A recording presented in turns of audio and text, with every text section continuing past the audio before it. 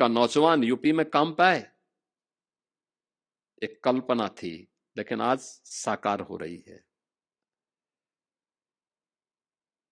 पिछले 9 वर्ष में ये डबल इंजन की सरकार ने यूपी के अंदर 9 लाख से अधिक नौजवानों को सरकारी नौकरी दी है। 9 लाख से अधिक।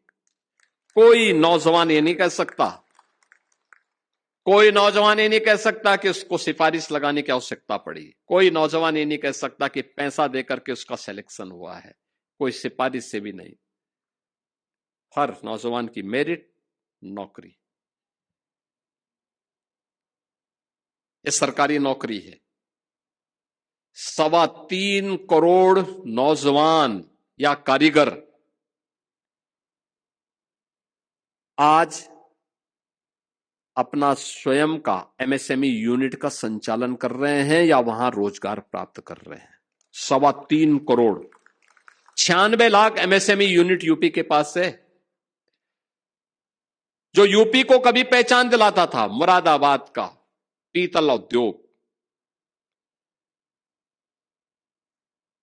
फिरोजाबाद का ग्लास उद्योग, मेरठ का स्पोर्ट्स का उद्यम,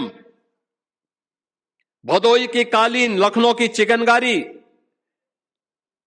मैं अभी आ रहा था, जब मैं प्रदर्शनी देख रहा था, जो एग्जीबिशन लगी हुई है, एक एग्जीबिटर के पास गया। कहां से भाई? उसने कहा साहब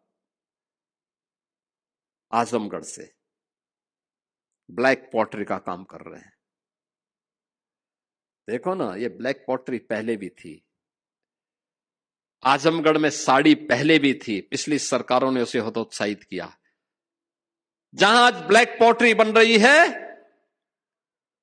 जहां आज बनारसी साड़ी बनकर के आज भारत की नारी की श्रृंगार बन रही है, उसी बनारस को पिछली सरकारों ने आतंकवाद का गढ़ बना दिया था, पहचान का संकट खड़ा कर दिया था। आजमगढ़ के नाम पर तो लोग होटल और धर्मशाला में रूम। इसको ने इस वर्ष की जो विश्व युवा कौशल दिवस की थीम दी है, वह दी है skill for a shared future, यानी साझा भविष्य के लिए कौशल। मित्रों, हम सबको याद रखना होगा कि भविष्य तभी साझा होता है जब अवसर साझा होते हैं, और अवसर तब साझा होते हैं जब उस सोच की कोई सरकार हो। और देश की सबसे बड़ी आबादी का राज्य होने के नाते हमें इस बात पर गौरव की अनुभूति होती है कि देश के अंदर ही नहीं बल्कि दुनिया के अंदर सबसे ज्यादा युवा वर्कफोर्स हमारे पास है। और इस युवा फोर्स को अगर कोई मुझसे कहता है ये आपके लिए क्या चैलेंज नहीं है, मैं कहता हूं नहीं, यूपी की ये उपलब्धि है कि अपनी युवा शक्ति के बल पर ये हमारी डेमोग्राफिक डिविडेंड के रूप में हम इसका उपयोग करते हैं। हां, इस स्केल को स्किलिंग के साथ जोड़ करके हम यूपी की इकोनॉमी को अब आगे बढ़ाने का काम कर रहे हैं, और आज उसके परिणाम हम सबके सामने आए हैं। मैं आभारी हूं आज के दिन पर प्रधानमंत्री मोदी जी का, जिन्होंने देश के अंदर पहली बार 2014 में आने के बाद स्किल डेवलपमेंट का एक मंत्रालय गठित किया और राज्यों को भी स्किल डेवलपमेंट के लिए प्रेरित किया। उससे पहले लोग इसको केवल सीमित कर देते थे, एक औपचारिकता रह जाती थी।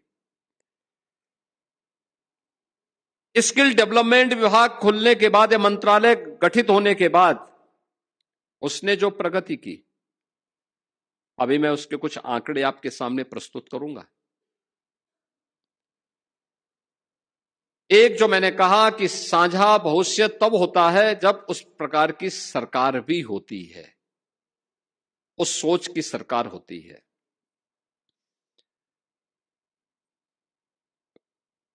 2017 आप में से जितने युवा हैं, तब आप अपने मां बाप के साथ बच्चे रहे होंगे, यानी 10 वर्ष पहले।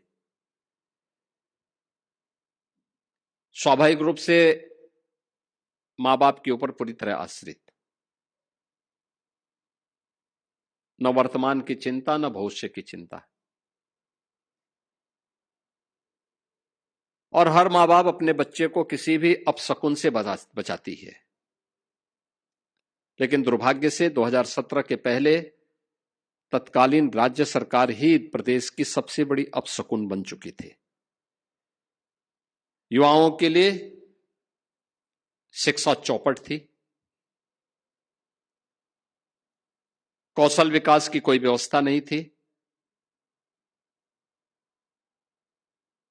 मॉडर्न टेक्नोलॉजी के साथ युवाओं को जोड़ने के लिए कोई भी प्रयास नहीं थे।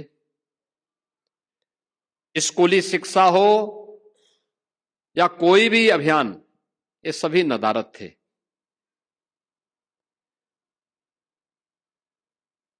असुरक्षा का वातावरण था, न बेटी सुरक्षित थी, न व्यापारी सुरक्षित था। युवा के सामने पहचान का संकट था। अगर किसी ने कोई डिग्री ले ही ली, कहीं से कोई जा करके प्रयास करके कोई डिग्री, कोई डिप्लोमा, कोई सर्टिफिकेट प्राप्त कर भी दिया तो यूपी के अंदर तो काम नहीं था, यूपी के बाहर जाता था तो यूपी के नाम पे लोग वैसे चिढ़ते थे, इसलिए यूपी के बाहर कोई सम्मान भी नहीं था। ये पहचान का संकट था। सरकारी नौकरी पर एक खानदान का अधिकार था। या तो नौकरी निकलती नहीं थी, नौकरी निकल गई तो चाचा भतीजे की जोड़ी वसूली के लिए भी निकल पड़ती थी, और बिना पैसे के कुछ काम होता नहीं था। न्यायालय को स्टे करना होता था।